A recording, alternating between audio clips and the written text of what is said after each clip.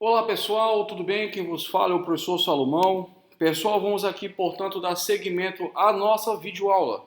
Nesse sentido e consequência, nós vamos inaugurar a matéria crédito tributário. Bem, o aluno deve perguntar, professor, nós já não havíamos estudado crédito tributário? Sim, nós já havíamos estudado, só que pontualmente nós iremos analisar as circunstâncias em que envolve a constituição do crédito tributário, a exclusão do crédito tributário, ou melhor, a exclusão da exigibilidade do crédito tributário, a extinção do crédito tributário e a suspensão do crédito tributário. Bem, nesse sentido e consequência, nós também iremos estudar pontualmente a constituição definitiva do crédito tributário. Vamos ver, portanto, nesse sentido, a distinção entre constituição do crédito tributário e constituição definitiva do crédito tributário. Bem, para inaugurar a nossa fala pontual, vou reverberar alguns conceitos que nós já havíamos estudado anteriormente. Primeiramente, pessoal, com base na ilustração aqui apontada, nós temos especificamente na referência HI como hipótese de incidência. Então está aqui bem aqui ao lado da lei. Aqui nós estamos fazendo uma relação clara de que a hipótese de incidência ela vai representar um momento abstrato, indicando, portanto, pessoal, na lei, todas as condições necessárias e indispensáveis para que haja o surgimento da relação jurídico-tributária. Assim, lá vai compreender quem são os sujeitos da relação jurídica tributária, sujeito ativo, sujeito passivo, o tributo que é devido, ou seja, todas as qualificadoras, todos os elementos mínimos indispensáveis para se conhecer a base para a ocorrência do fato gerador. Eu só posso falar de fato gerador se eu tiver previamente uma lei dizendo quais são todos os elementares, quais são todas as circunstâncias que informam a relação jurídica tributária.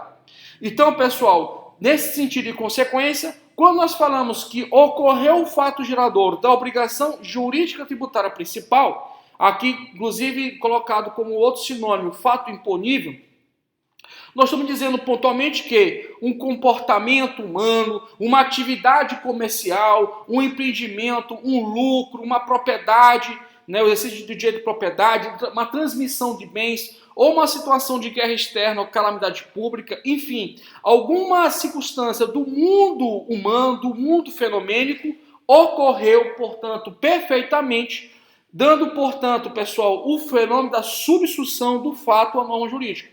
A subsunção, pessoal, nós estudamos isso em introdução ao estudo do direito. E, subsequentemente, sabemos que a subsunção do fato na norma jurídica é nada mais, nada menos que a compatibilização perfeita entre o mundo dos fatos, né, o fato jurídico, perante o mundo da lei. Sequencialmente, nessa relação de ser, o que ocorre? Há, portanto, pessoal, uma perfeita compatibilização entre a realidade humana com a realidade da norma. E isso dá ensejo ao quê, gente? Dá ensejo a uma série de circunstâncias, inclusive a ocorrência pontual, pessoal, do nascimento da obrigação tributária. Veja pontualmente que a Constituição ela deixa bem claro que ninguém será obrigado a fazer ou deixar de fazer alguma coisa se não for em virtude de lei. Então a lei é, portanto, o nascedor, é, portanto, pessoal, o elemento mínimo indispensável para identificarmos a hipótese de incidência. Subsequentemente, se o comportamento humano, se a situação jurídica prevista na lei ocorrer de fato, vai haver o desencadeamento do fato gerador. E, sequencialmente, havendo um fato gerador, nasce automaticamente a obrigação tributária. O aluno deve perguntar, professor, e o crédito tributário? Bem, já vamos analisar com vocês as duas teorias, a monista e a dualista, e iremos apontar para vocês qual foi adotada pelo CTN, qual foi adotada pela sistemática do Sistema Tributário Nacional. Tudo bem? Mas de antemão, deixo bem claro para vocês que o CTN, e com base da doutrina majoritaríssima, reconhece que o crédito tributário necessita de um outro fenômeno, de uma atividade administrativa vinculada, que é chamado de lançamento fiscal, aqui representado por uma seta. Então veja, é a partir especificamente do lançamento fiscal, que é uma atividade administrativa vinculada, que inclusive repercute para o agente público, que não constitui o crédito tributário, a responsabilidade funcional, além, evidentemente, da responsabilidade penal e civil associada, nós temos pontualmente, pessoal, que ocorrendo o fato gerador, automaticamente nasce a obrigação tributária. Só que precisa-se de um outro fenômeno, de uma atividade administrativa vinculada, chamada lançamento fiscal, para que ocorra a constituição do crédito tributário. O crédito tributário, portanto, constituído, pessoal, viabiliza nesse sentido pontual o nascimento do crédito tributário. Eu só posso falar, portanto, em crédito tributário se tiver especificamente o que, gente? A concretização dessa atividade administrativa vinculada chamada lançamento fiscal. Eu, em sala de aula, eu trouxe para vocês o embate doutrinário, se o lançamento fiscal ou tributário era um ato, é um procedimento, enfim. Então, veja, mostrei para vocês as correntes, as discussões, mas sob um certo ângulo, tá? Sob um certo sutil ângulo, você vai ver que a expressão lançamento fiscal, ela ora faz referência a um ato, ora faz referência a um procedimento. Depende, portanto, do exegeta, depende, portanto, do articulador do exame casuístico para reconhecer pontualmente a circunstância em que envolve o lançamento. O lançamento na percepção de um procedimento, que é, inclusive, a literatura do CTI no artigo 142, onde remete a atenção ao lançamento de ofício ou direto, chama o procedimento de lançamento, lançamento de procedimento. Evidentemente, vai envolver toda uma sistemática de apuração do sujeito ativo, sujeito passivo, verificação, portanto, do valor do tributo ou da penalidade devida, enfim, várias circunstâncias pontuais que devem ser somadas, que devem ser, portanto, observadas categoricamente, para que haja, portanto, pessoal, o aperfeiçoamento da relação jurídica tributária. Bem, feitos tais orientações, tais palavras, pessoal, gostaria de avançar um pouco e tratar de um tema correlato a essa circunstância. Veja pontualmente que, olha só, com base nessa ilustração aqui, eu coloquei para você, ó, FGOT aqui colocado, certo? E, subsequentemente, no que tange ao crédito tributário, eu fiz toda uma discussão que vai envolver especificamente, pessoal, desde o momento em que ocorre a constituição do crédito tributário até a inscrição em dívida ativa. E aqui está representado pelas letras D, A, da. Bem, de toda maneira, consequência, gostaria de informar para vocês que essa ilustração aqui, nós temos CC como crédito tributário devidamente constituído, nós temos NF como notificação fiscal, CDC como crédito tributário definitivamente constituído. Veja que existe distinção entre o crédito tributário constituído e o crédito tributário definitivamente constituído. E, por final, a dívida ativa, que aqui representa a inscrição em dívida ativa. O EF, aqui colocado para vocês, representa, figuradamente, para ilustrar, execução fiscal.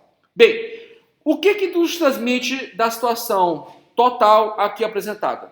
Significa dizer que falar de crédito tributário envolve falar no mínimo de 4 coisas: constituição do crédito tributário, suspensão do crédito tributário, exclusão do crédito tributário e extinção do crédito tributário. Vou repetir. Falar de crédito tributário, no mínimo, vai desaguar o conhecimento necessário e dispensável de constituição do crédito tributário, suspensão do crédito tributário, exclusão do crédito tributário e extinção do crédito tributário. Isso são elementos endógenos que são importantes associados ao crédito tributário. Nessa medida e consequência, quando nós falamos de constituição do crédito tributário, significa dizer que você conhece pontualmente que houve a ocorrência de uma relação jurídica tributária e, sequencialmente, se sabe quanto que o fisco pode te cobrar. Pode cobrar em razão da ocorrência do fato gerador. Portanto, pessoal, quando se fala-se pontualmente da constituição do crédito tributário, ele, além de constituir propriamente o crédito, ele também declara a ocorrência de uma obrigação tributária ulterior. Veja pontualmente que nós não podemos dizer que se constituiu um crédito pro futuro, se constituiu um crédito tributário posteriormente. Sempre é um fenômeno, pessoal, passado. Existe uma relação de temporalidade. Ou seja, é um olhar para o passado sob insurgência no presente. Por que no presente? Porque no momento em que a autoridade fiscal, a autoridade fazendária identifica a ocorrência do fatiador, ela é obrigada a constituir o crédito tributário. Ela não tem, portanto, nesse sentido, um comportamento discricionário. Não se exerta, portanto, um critério subjetivo. Mesmo amparado a discricionalidade pela lei, pontualmente no que tange a construção do crédito tributário, ele exorta na sua inteiriça, na sua gênese, um comportamento que é claramente vinculado por parte do agente público. Significa dizer que a sua condução ela é regrada. Ele vai analisar pontualmente aspectos ligados ao artigo 142, em sendo de ofício, mas mesmo assim o artigo 142 ele dá toda uma visão mínima que a autoridade fiscal deve fazê-lo. Bem, eu peço a palavra, vamos aqui pontualmente ao artigo 142 do CTN, que nos transmite efetivamente, pessoal, as principais elementares do que é a constituição do crédito tributário e, não obstante o dispositivo estar mais preocupado a tratar do lançamento de ofício. Gente, só para eu não estender muito, mas para a gente, é porque direito tributário ele é rico de informações. Quando nós falamos de lançamento fiscal ou tributário, ou somente lançamento, nós estamos falando de lançamento de ofício ou direto, nós estamos falando especificamente do lançamento por declaração ou misto, nós estamos falando do autolançamento ou lançamento por homologação. 3 mínimas modalidades claras relacionadas ao lançamento. Vou tratar por vocês aqui o artigo 142, seja no caput, no parágrafo único, que, não obstante tratar do lançamento de ofício ou direto, ele também transmite informações mínimas do que representa o procedimento de lançamento.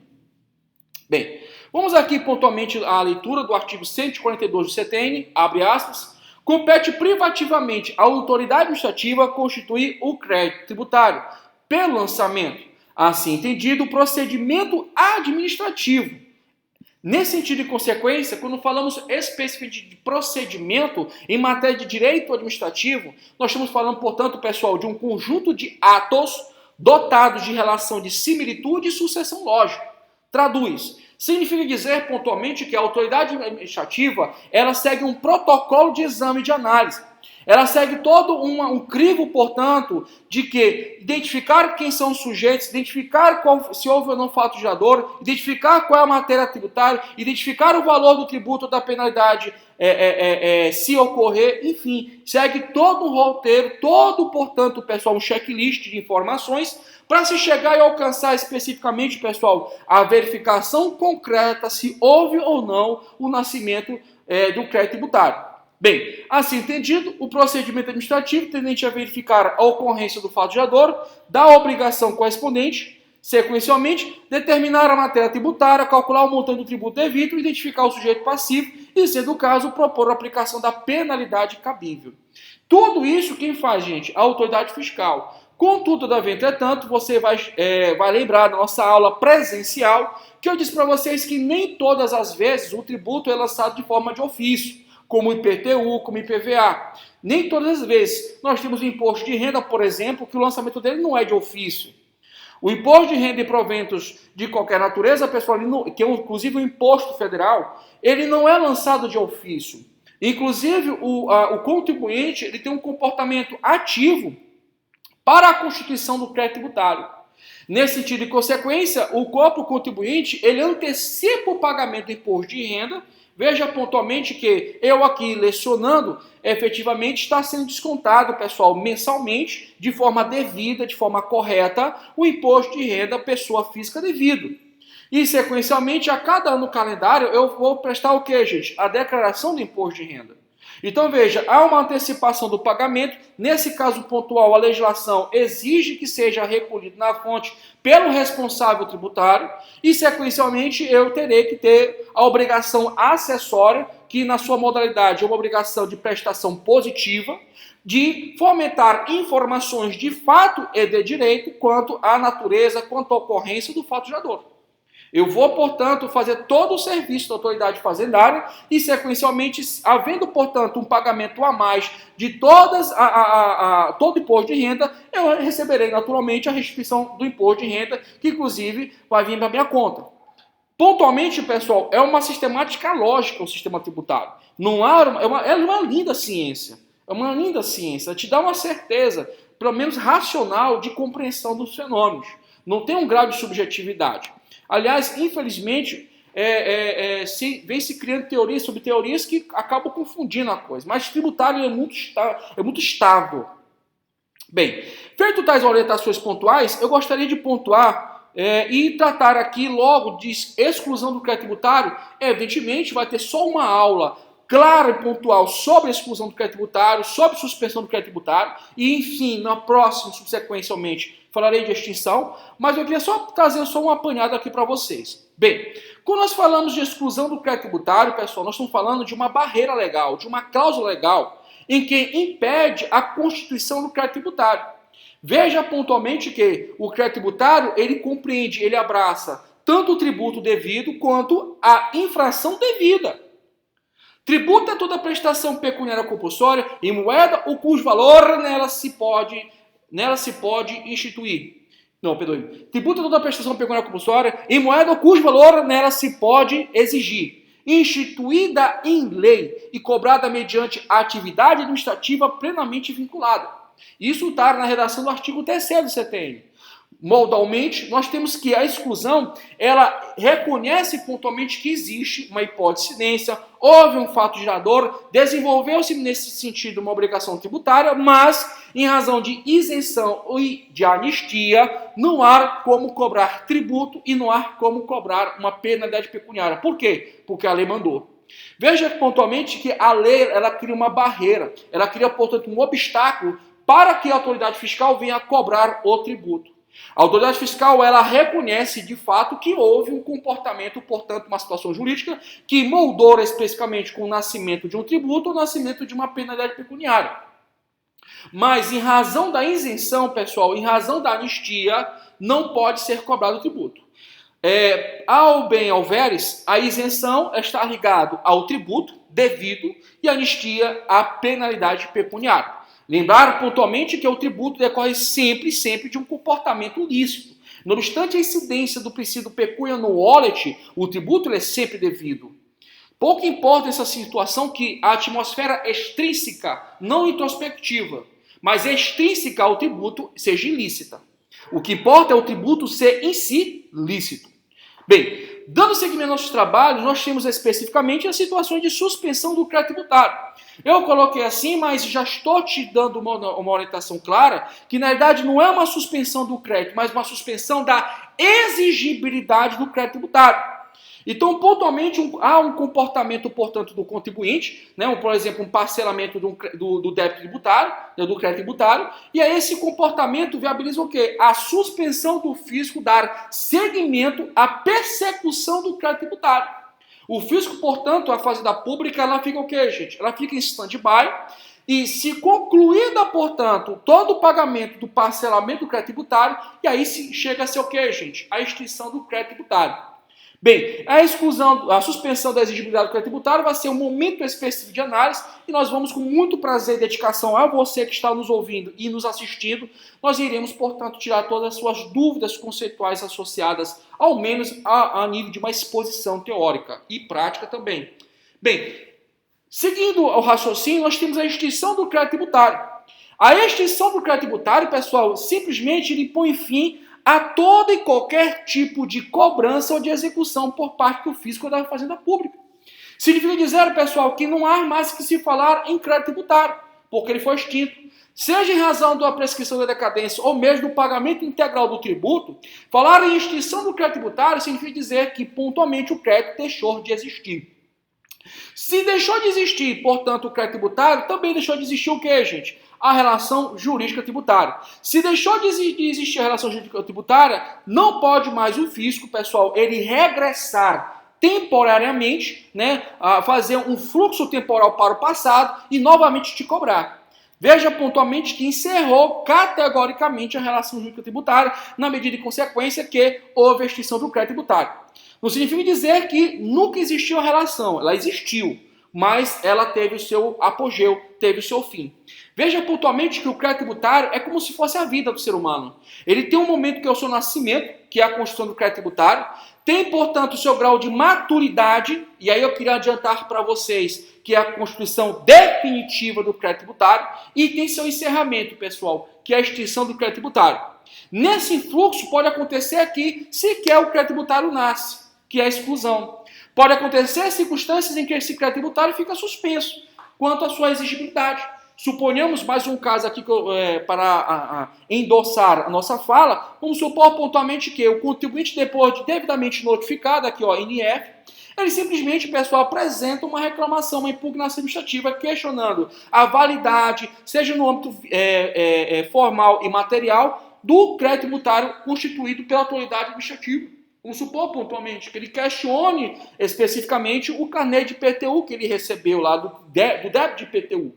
Então veja pontualmente que vai haver a suspensão da exigibilidade até que haja o que, gente? Até que haja uma decisão definitiva relacionada àquela matéria que ele trouxe à baila, trouxe, portanto, a demanda administrativa.